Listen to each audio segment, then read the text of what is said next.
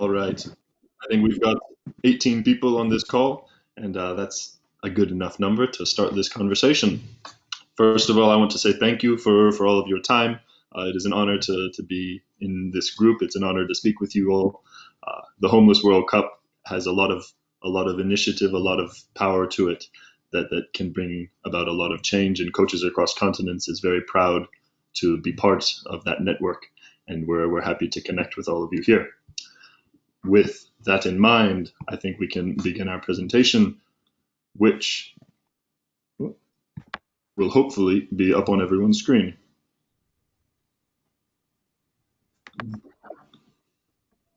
The purpose of this webinar is to talk a little bit, a very small amount about Coaches Across Continents, but more importantly to talk about our methodology. Now, this is our methodology when we're running programs and coaching on field, but it's also our methodology for curriculum creation. So how do you actually create games and content that brings out important social impact messages? To give a very brief introduction, there are two CAC coaches with us today. I am one of them. My name is Charlie. I'm from the US. I've spent the last 8 years working with Coaches Across Continents in 30-some countries all over the world. And the best part of that job is working with incredible people on the ground, learning how they do things, and then eating their favorite foods. Because I enjoy all the Marta back from Indonesia, the balut in Philippines, all the beautiful food will always be at the top of my list. Mr. Jamie, who are you? Where are you from? Hello, everybody. Sorry, my internet is not very good, so I can't show my camera, but that lovely looking gentleman on the right on the presentation is me, and I am also from Scotland, and I can see some people in the chat are from Scotland too. It's Carly, similar to me. Last year I was fortunate to go to 15 countries. Bonus points to anyone who can guess where I am in that photo. But yeah, so my job is to run on-field programming around purposeful play and education outside the classroom, which you will learn a little bit more about as the presentation goes on. Nice. Right. So who we are. A lot of you have some familiarity with Coaches Across Continents, some of you do not, but we are a global collaboration of large NGOs, of small NGOs, of government partnerships, of corporate relationships, and what we do is we help all of these different types of partners address the UN SDGs through sport and through play. The way that we do this through these partnerships is by providing 28 resources that can be used depending on what the partner wants at any point throughout the year. So we're a consultancy group that can help them create their own theories of change. We can help them create relevant, localized child rights policies. We help them upskill their coaches and their trainers to use methodology that brings out purposeful play and education outside of the classroom. So building lessons and building content through games themselves, not necessarily come together, play games, and then talk about important issues, but by playing the games, you learn about complicated topics.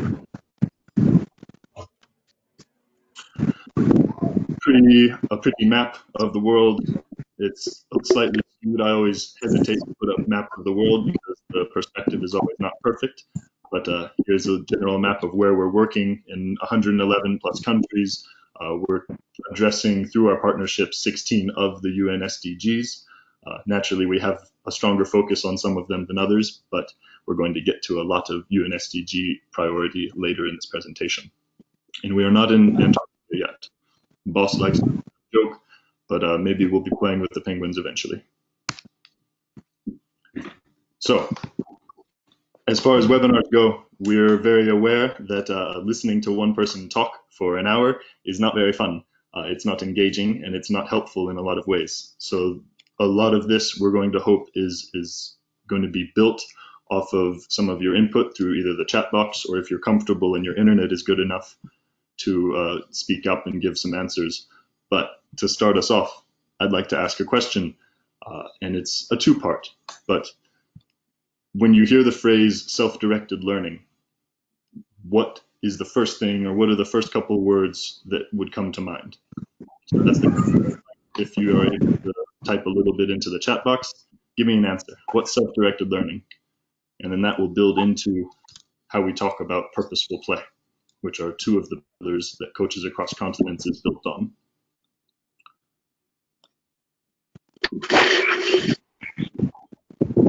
Emphasis on the learner.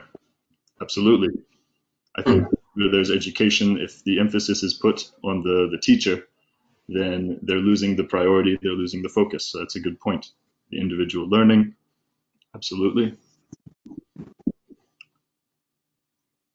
I'm going to circle in how that feeds in after I talk about purposeful play. So if you have any other thoughts about self-directed learning, feel free to include it in the chat.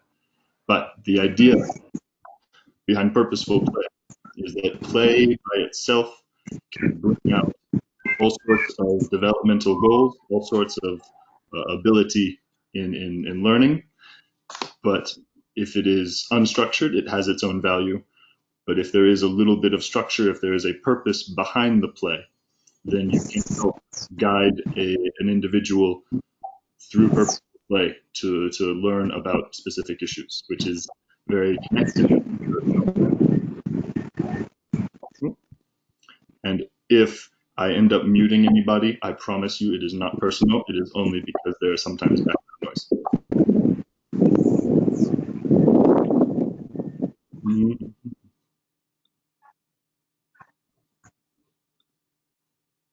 Okay. Purposeful play. The idea that behind play, you're able to push through and get a message about any social topic, such as child rights, such as gender equality, anything that needs to be discussed can be explored through play-based games and education outside the classroom. The key here for us is that this action is done through self-directed learning. It is not a teacher standing on high, pointing and explaining the rules in every nuance. It is not them providing all of the examples and all of the details. It is not the coach solving the problem for them, but it is creating a space for those players to explore and solve the problem for themselves. With that in mind, we're going to have a few examples of some games from CAC's curriculum, and we're going to outline a few of these principles in an actual game idea. So to that end, here is a quick game called Lines Game, which in the diagram you can tell it is a two-team based game. Each team is divided roughly equal numbers behind a set of cones, and then each line in the beginning of the game is assigned a number. When the coach calls out two numbers, those two lines of people have to switch places and go to the opposite cones. It's a simple idea, but there's always a fair amount of conflict in this game because there's some confusion between whether the players should keep their same number or if the player is switching numbers when they switch places. So after you play the first couple of rounds, 1 and 2, 2 and 1, they switch places back and forth. But then if you start going a little faster, 3 and 2, 1 and 4, they start to lose track. And so it becomes a problem-solving game where the players have to take a moment, take a pause, and address the problem however they see fit. What I want to focus on here is that it is very easy as a coach to step in and to solve these types of problems for them. I've played this game maybe a million times in 20 plus countries, and I know the answers. I know that there are some solutions to maybe create more space between players, to have the front player maybe raise up their hand and keep track of when they're supposed to leave and when they're supposed to stay. I know these things, but instead of telling them off the bat that these are some strategies you could use, I back up and I tell them, it is your space. You should solve this problem however you see fit. And it becomes a conversation from their side about how to effectively move and how to effectively achieve the goal in this game.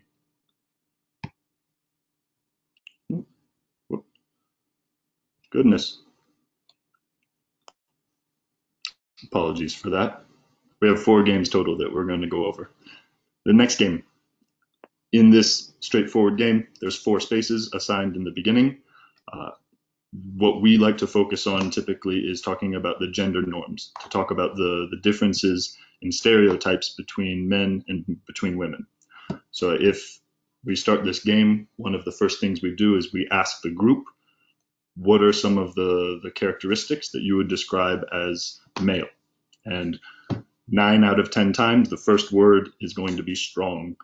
And then it will get into other characteristics depending where you are, but very often it's fast, it's strong, it's loud, it's handsome, very good looking, all those very good things.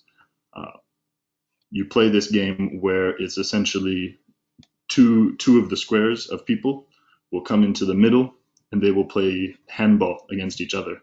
So if the coach throws a ball into the middle, they call out 2 squares, such as strong and rich. The teams in the middle can either play handball or they can play football, and their objective is to get their ball to the opposing team's square. When they get to their opposing team's square, they have to shout out a name of what that square represents. So it is not the team that represents the word, but it is the space. And what this does is it reinforces the use of their voice to allow them to focus on different characteristics of men. You play this game for a few rounds, you can mix up the order, so you play different teams, then you call them back in, and you can have a conversation about what it is like, or what are some characteristics of women. What this does is it offers a parallel. So you play again, but the squares represent different words, different characteristics. One of the things that these types of games can unfortunately slip into is a lecture. So if you have this conversation with the kids in the middle of the game, you can ask them questions about where do these stereotypes even come from? Are all men strong? If they say women are supposed to be beautiful, uh, where do these ideas come from? Women are supposed to be kind, or women are supposed to be, reserved. If these are ideas that your kids are starting to express, it's not your job to say something is correct or incorrect, but we see it as the facilitator's job to ask the question, to have them think, where do these ideas originate? Is it coming from TV? Is it coming from facts? Is it coming from your perception of other people, or where? And one of the most important things in my personal experience is then you do not introduce yourself as the supreme authority. You do not introduce yourself as the one who knows every answer, because I don't think that anybody knows all the answers. The act of questioning, the act of pushing through curriculum, through games, to reflect on complicated issues, that's where the value can come from sports. Mr. Jamie, I think we got 2 more games, and I think it's up to you, sir. Yeah, beautiful. So our third game is exercise in isolation, game C. The theme of this game is mostly on strength and movement and different exercises that you can do. Um, One of the reasons that this is called exercise in isolation is because of the current problems that are going on. In this game, you can play in groups socially distanced, or you can play this by yourself, or whatever. So the game very simply starts where the learners are standing on 0, and then they have different numbers that are around them. So to the front left is 1, front right is 2, back left is 3, and back right is 4. And you call a number, and they have to do a certain movement to that number. So, for example, the coach might shout 1, and the learner has to jump to square number 1. Then they might shout 4, and they have to jump to square number 4. Then you can start to introduce different kinds of movements. But I just want to ask a question. So I think it was Peter Wood, individual learning. So if we talk about self-directed learning, what do you think, or anybody else in the chat, is some learning that the participants can take from this game? So if you have a look at it, what do you think that we can learn from playing this game, or what are different ways that we can play this game?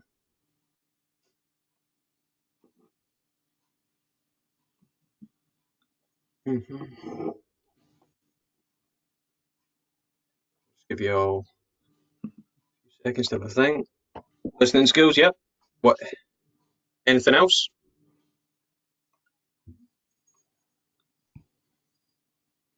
You can modify it by changing numbers to have a header.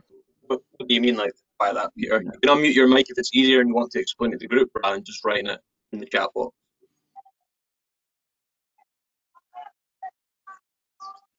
I think the header comment was instead of Yeah, hopping. yeah. I just think obviously like it's teaching the players to listen to the instructions by the coach Hmm. and determine that. But like for example, we do it running around the park, and you shout out one, left hand, right hand, and then you can Yeah. do header, and then you can do press up. So you can Hmm. kind of advance it from the 1, 2, 3, 4, and then it could be used as a warm up drill as well. But they're listening to that coach, they're giving that respect to the coach straight away, and they usually all get involved with that as well. Oh, exactly. And also on this diagram, we've got numbers 0 to 4, but something we also do, and Zoe mentioned it for listening skills, is we change the header of what those boxes mean. So one might represent a topic, okay, and we'd ask them to name these boxes 0, 1, 2, 3, 4 as different topics that we'd like to discuss. So if I give you a quick example, if we want to discuss healthy eating, we'd ask the group to give us examples of foods or drinks or whatever that are healthy, and then say they say apple instead of us shouting one, we shout apple. Two might be banana, three rice, etc. So yeah, this game we can use different movements, like you said, Peter, like great with the headers and the different movements, but also we can rename the boxes for listening skills and to learn different topics. So yeah, that's exercise in isolation. Next one, Charlie.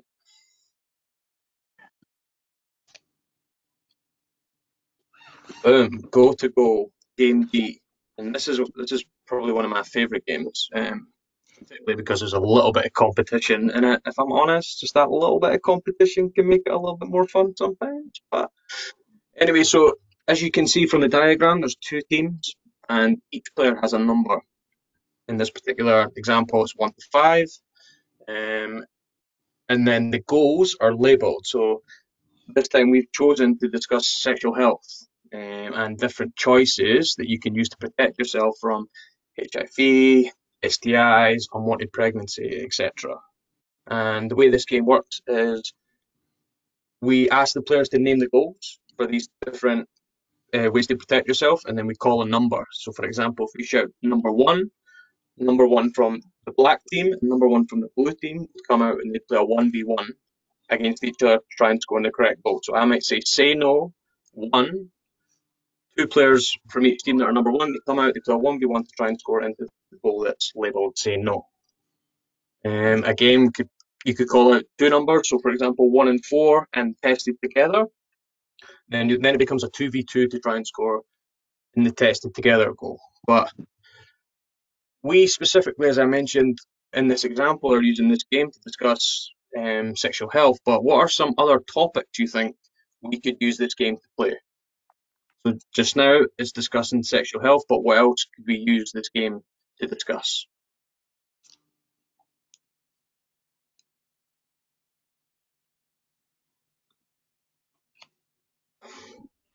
Equality. Equality? Yeah. All Between right. between who and what? Not to put you on the spot. Feel free to unmute your mic again, Peter, if you want.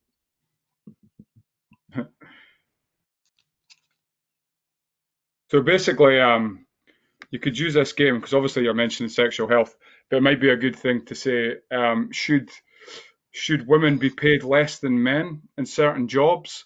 And then they could put in a yes or a no, and then it gives you a little bit of discussion on why and why it should be. And then so you're kind of like challenging their mindsets because obviously some players that you're working with for whatever reason might have been brought up a bit, differently. Dad might have been whatever. Hmm. And then it gives you that chance to kind of discuss that either at the end or just to give that quick discussion. Oh, so why do you think Hmm. that? What is why? And then you can kind of you're kind of correcting that knowledge and working away. And obviously diversity, obviously what's going on with bending the knee and racing, all, you know what I mean. Yeah. Yeah. So if we take what you're saying about your first answer, for example, about discussing differences in pay or whatever with women, how would you take that into this game so it's not just a discussion, that we're actually talking about that through this? So, like, could we rename the goal something to open that discussion rather than just asking that question? You would just have one of the goals saying yes and one of the goals saying no, and then allow the players to shoot in it. And if they both says no, then that leads to that discussion. But if one's went yes and no, then you can just say, oh, well, why do you think that? And then you can lead to that discussion. Yep, perfect. So one of the things about purposeful play is it's all about having these discussions in the game. Okay, it's got to be in the game. We tend not to leave these discussions to the end and ask all the questions, because then it takes too long and the kids aren't listening. So renaming these goals to discuss whatever topic you want is definitely the way to go about it. This is just the example. Cool. I think that's me, Charlie.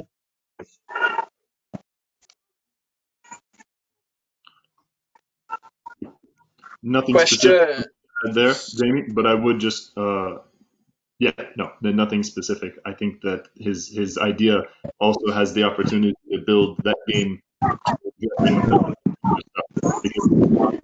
We can't hear you, Charlie. It's not a single game that drives, or a single question that can drive that. You could ask one question for one round, and you could ask a question about a related topic or something else, and build out multiple rounds of multiple types of questions to cover a whole range of issues. Oh, good. And Zoe's came gender-based violence. 3 goals could represent types of gender-based violence: physical, mental, and sexual. Absolutely. Heck yeah. Definitely. Good shout, Zoe. So that was a relatively quick run through of 4 of CAC's classic games. There's a nuance built into all of them that we are very happy to explain further. But if you have any questions on that, we would take questions before moving on to the more interesting part. Not the more interesting, but the next part.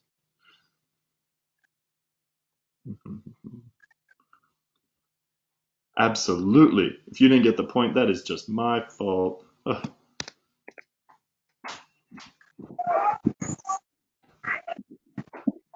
So in this game, essentially what we're doing is 2 teams face each other. The coach will call out numbers that align with the different groups, and then those 2 numbers need to switch positions.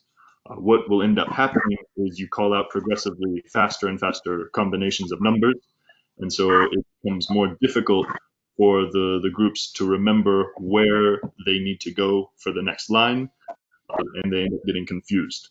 So we're basing a lot of this game on the idea that conflict and that sometimes frustration and problem solving can actually bring out a lot of positivity and bring out a lot of quality aspects in a team, that it is not necessarily the coach's job to step forward and solve all of those problems. And similar to the other games, they're also adaptable. In the beginning, if they're just based on numbers, it's fairly straightforward, but you could also talk about something else, a different topic. And if you were to talk about a different topic, other than equality and diversity and some of the sexual health, what's another topic we could talk about?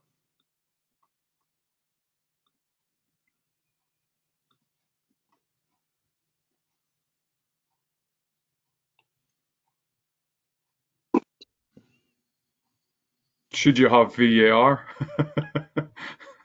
Why? Even that issue is too sensitive for us to discuss. It's another thought, but I guess you could like if say you was just like meeting the players for the first time or the young people for the first time, you could just name Xbox, PS4, for the 2 goals. Okay, you're not hitting like real issues or something, but it's just getting that chatter to begin with. It's breaking down that communication barriers, and then yeah, I guarantee you, every one of the young people will have had a console at some point or whatever, and even that's just it's buying into their interest, and if you buy into their interest, they'll buy into you.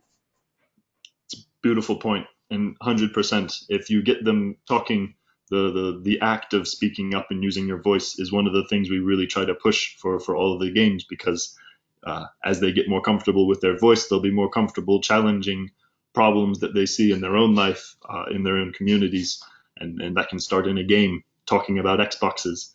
It can be talking about literally anything in the world, their favorite movies, TV shows. It could be countries, cities, it doesn't matter. What matters is the priority that the coach puts on the game and the engagement that the kids can get out of it. Frigius, does that help? I apologize if that was a mispronunciation, but does that generally help your point about game number one? Mm-hmm. We will 100% be able to return to those types of questions if it's not, but I will move on for now.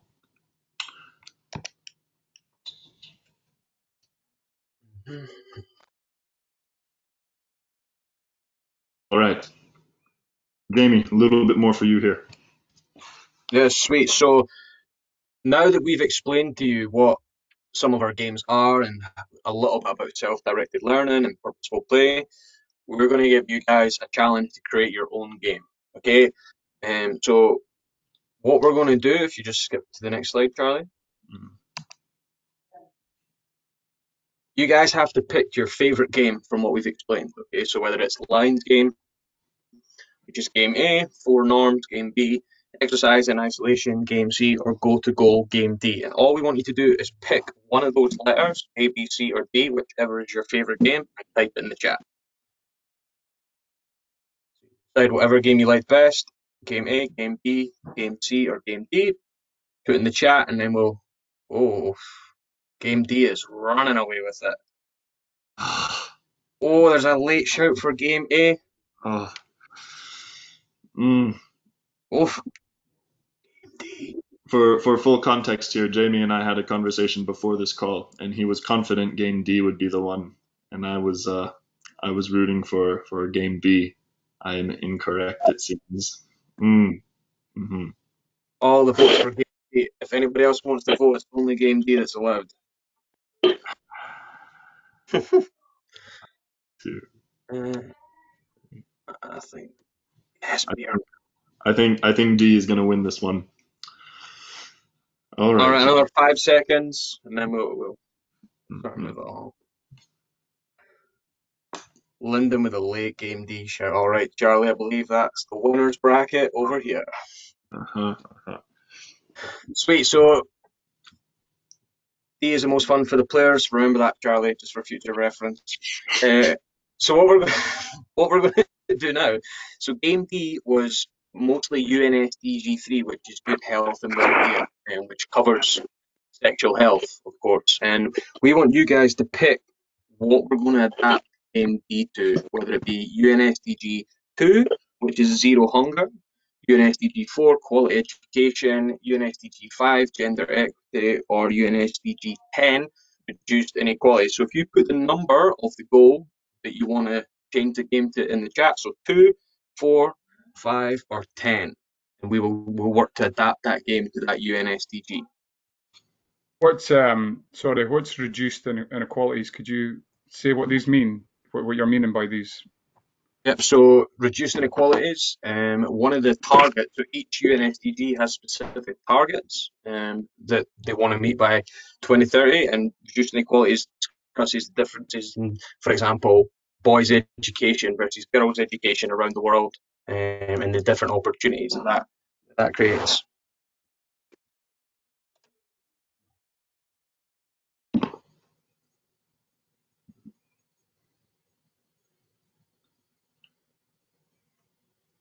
For a tiny bit more context, reduced inequalities is also one of the more general reducing inequalities ideas. So it's between male and female. It's also reducing inequalities between rich and poor.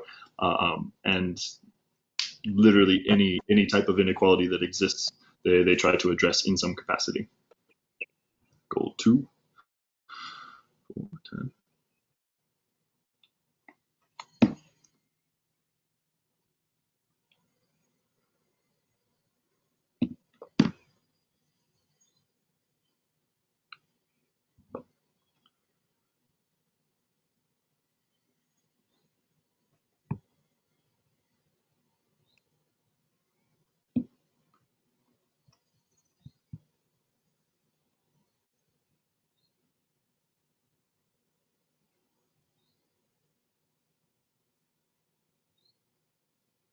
Any other votes? I think we're goal 2, Charlie. Looks like 2's gonna win it.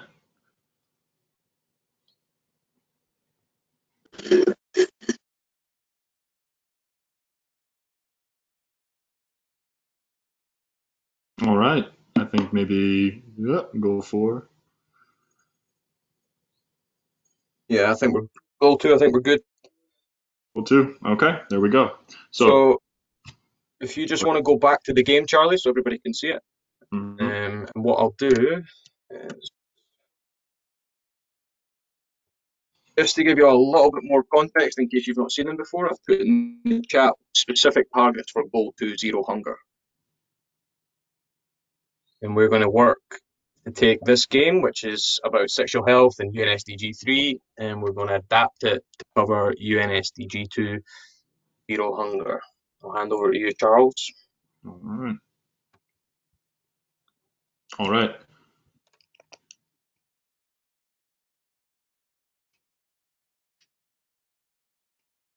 Now, because the game originally focused on sexual health and well-being and protection against STIs, the 3 goals represented different preventative measures to keep someone safe. So the question here is, how do we talk about hunger? How do we talk about eliminating hunger in the world in a way that can bring out a consistent message? So I think there's a number of directions we could go, but I am keen to hear what you think some of the most important aspects to understanding this problem. What are some of the most important aspects you can recognize that you think that you think people should be able to recognize about hunger? And feel free to unmute a mic, feel free to type into a chat.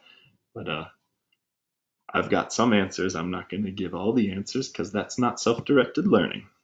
Wastage of food. So food waste.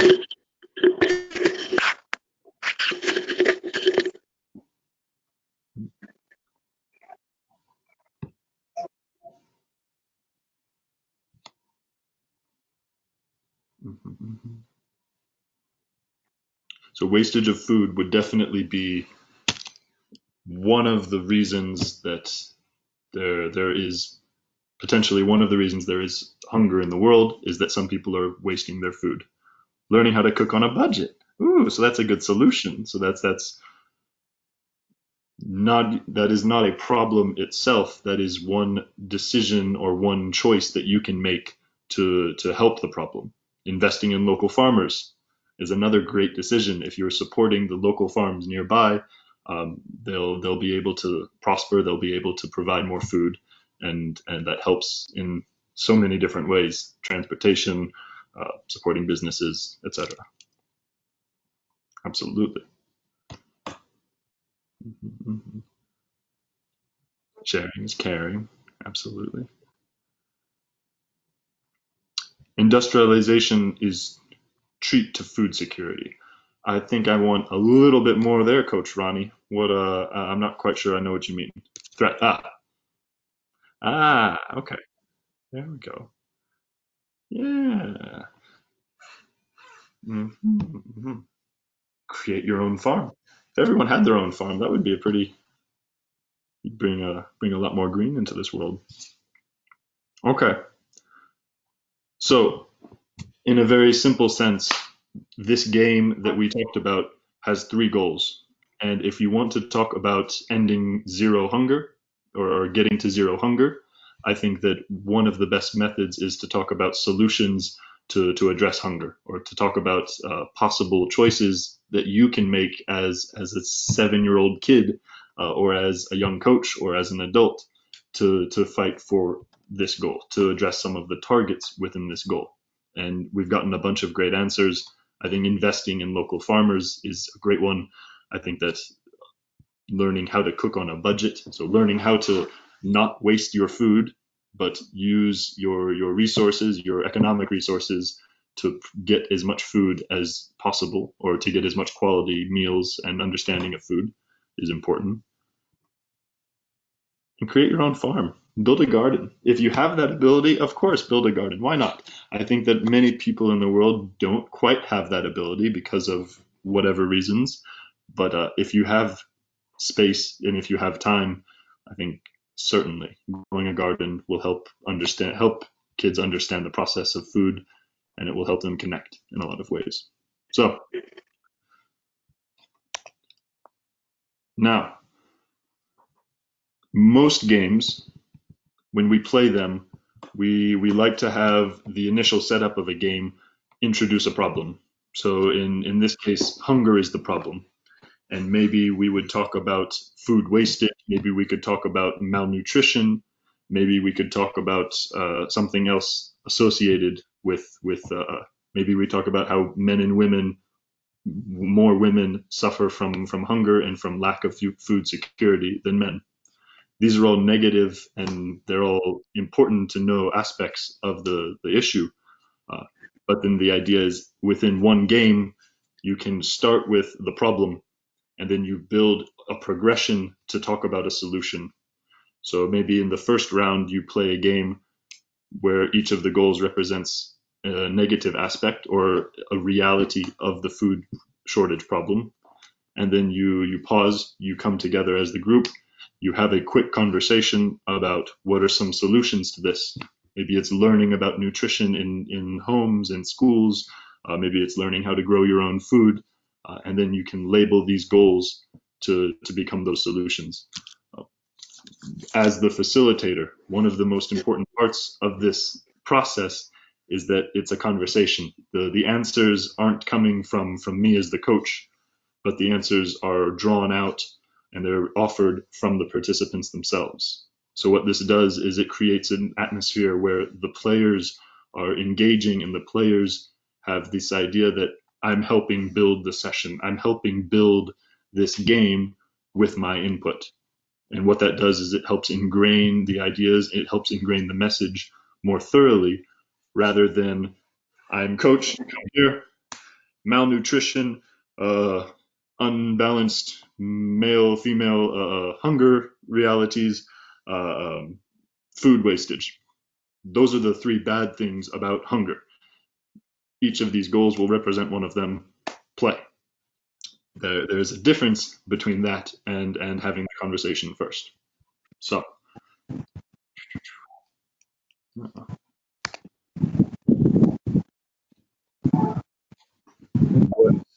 that conversation was just about is very much built on this idea that the questions you ask are often the most important part of facilitating with CAC's methodology. We will have fun, we will play, we will get better at sports, sure, but the questions that you ask should be thought through beforehand, and the way that you ask them is a very important bit of the process. If the answer to any of your questions is yes or no, it is easy for kids to recognize when they're supposed to nod and when they're supposed to say no. So instead of asking yes or no questions, try to create a space where it is more of, let me put, this is one solution, this is one problem. They have to express that in words more than just one sentence.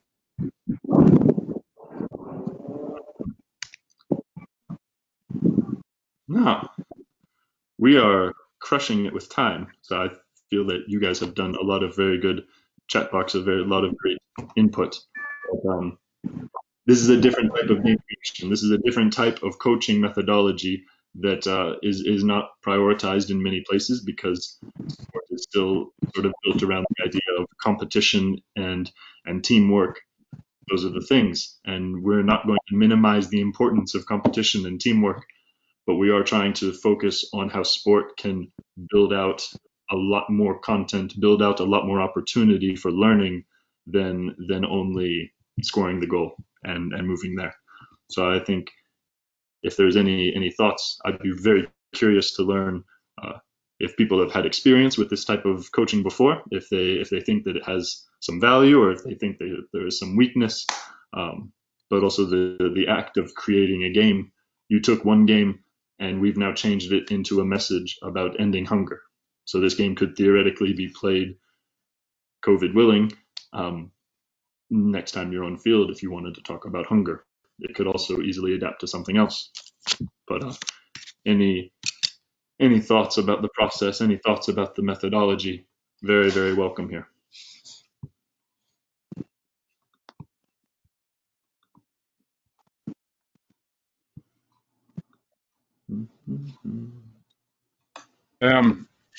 I think the only thing I would say is that I don't know. It's just a thought, and it's probably something that I would do with my young people as well. Is that as a kind of starter for 10 or a bit of a laugh, you could actually have, like, instead of like um like putting out that it's a yes or a no, or like you could have a true or a false. So you could say a fact about, is there 300 million people in food poverty or whatever across the world, and you could have one goal with 300 and one goal with 400, and then you say players two, and then you just give them a real answer. So you're kind of educating them with answers, but there's also that competition and also that bit of fun as well, and you could score it off as a team. But it's just a kind of introduction to the topic, and then they're learning a little bit as well it's like a kind of thing. Oh, I love it. I love it. I'm also imagining now it might not need to be a 300, 400, but less than 300 million, more than 300 million. And then if the answer is actually 600 million, it becomes a what? I had no idea there's that, Yeah, or different numbers. But ooh, yeah, the true false, um, where the players make that choice, where they answer a question, it's yes or it's no, or it's somewhere in the middle. It's a great idea. It's a great space for that type of thing. Yeah. and if they score as well, I think so. Say one person's like you've got a player that's faster than another player with the ball, and he's like, "Yes, get in there," and then you're like, "Oh man, that's the wrong answer," and then it kind of gives the other team like, "Yes," it's kind of got that rivalry as well a little. And Hmm. makes up for them lesser players that's maybe not 100% great at football, but know that kind of knowledge. So it kind of gives that kind of bit of balance as well, I think. Absolutely. I think a lot of that also then comes down to what does the coach celebrate? Because if the coach is there celebrating, you got the goal, good job, well done, but they're not focusing on other aspects of the correctly answered questions, or on the sportsmanship, or on the other things.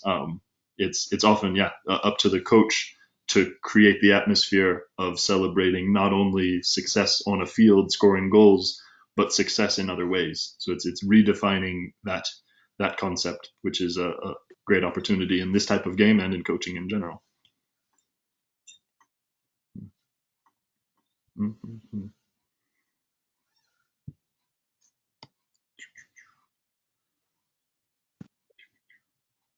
Mm-hmm. How many people grow their own food? I'm curious. I have a little garden out back right now. We just grew some tomatoes. Had them for dinner last night. You don't have to answer that. I'm just having conversation now.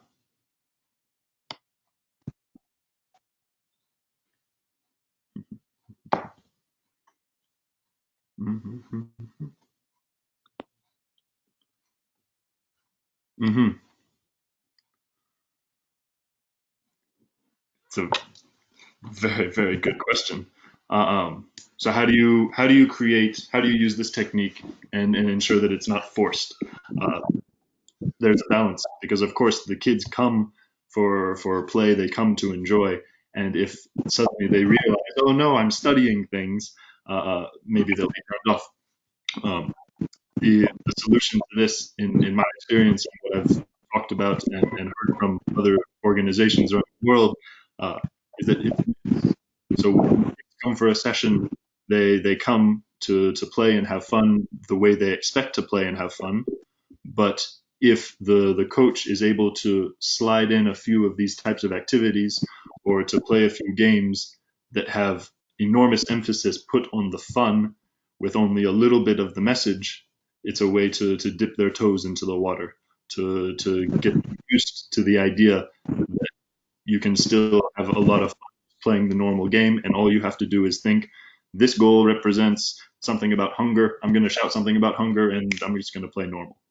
Um, a lot of games, they differ in the amount of that adaptation and the amount of the emphasis you need to put on the learning. But I think the quickest and the best answer to that is in the coach. The way that you explain the game, you don't sit them down and explain the rules that we're today going to learn about the causes and the solutions to ending world hunger. You just ask them, is hunger a problem in your community? And it's like, okay, you just have that quick little conversation that turns into the game rules as quickly as possible, where they start playing and then they start engaging. Um, but it is a balance for sure. Peter, the next session is something that I'm unaware of. I need to check up on the calendar, but I know that I think there's more tomorrow. I don't have an answer for you though, so sorry, sir.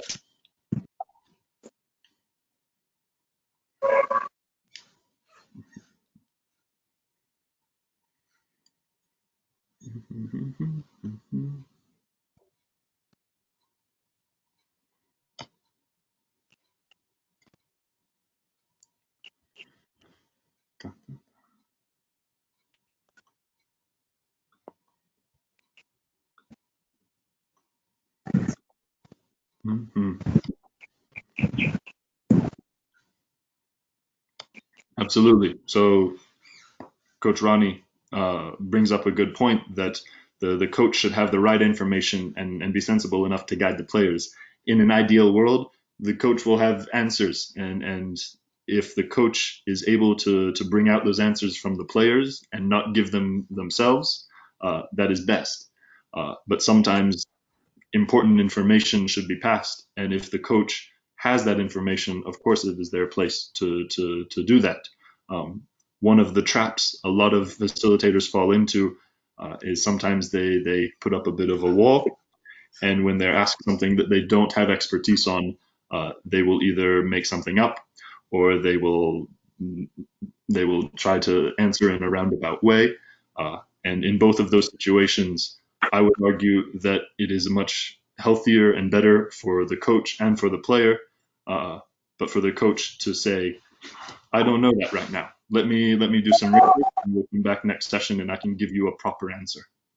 I think that I could go into a rant about that, but presuming that you know the answer to everything is one of the pitfalls I've seen a lot of coaches fall into. Mhm.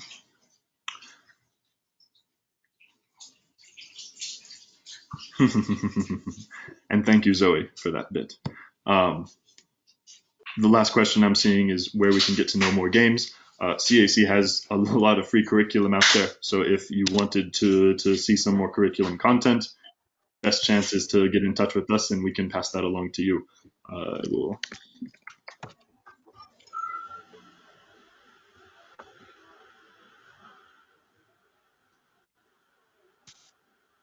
Mm-hmm. Did it work?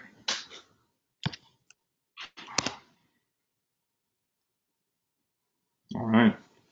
Uh, we didn't focus on it too much in this session, but coronavirus, COVID-19 is a problem, and obviously many people are not able to go on field and do sessions. With that in mind, we have more resources. We have a curriculum designed for team-based games to learn about COVID-19, and then we're actually upcoming within this week, finishing up our COVID-2 curriculum, which is much more small groups, individual games, focusing on mental health. So there's curriculum in the process, and curriculum from the past that you are more than welcome to reach out, and we would be very happy to share, along with if you need references to specific other types of resources.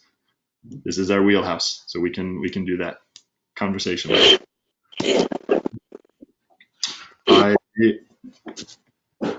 There is a link to a Google form, and I can pass that along at the end of this session. We've recorded this webinar. We will include that along with the game that was created by you guys for Zero Hunger, and we can include links to download the COVID curriculum from CAC, and also just put us into contact for future content that you're interested in.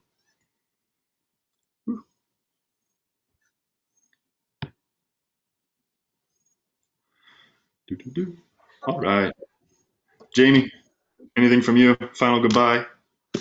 I like that. Nah, I quite enjoyed the game they created. I'm delighted that they chose Game D, of course.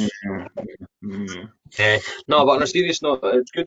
I think as a coach, just that exercise that we've done today and having the ability to be flexible and change your game to the needs of maybe what you see from your community or your young people or what they want to discuss is important. And it's not a one size fits all. It's, the kids might want to talk about this today, so we're going to play this game and change it to make that happen. But no, I don't have anything else to add. Thank you very much, everyone, for coming along. Appreciate everyone's time. I hope that we'll be in touch. I wish you the best of luck. Stay safe. Stay happy. We'll be around if you want anything. Cheers. Everyone.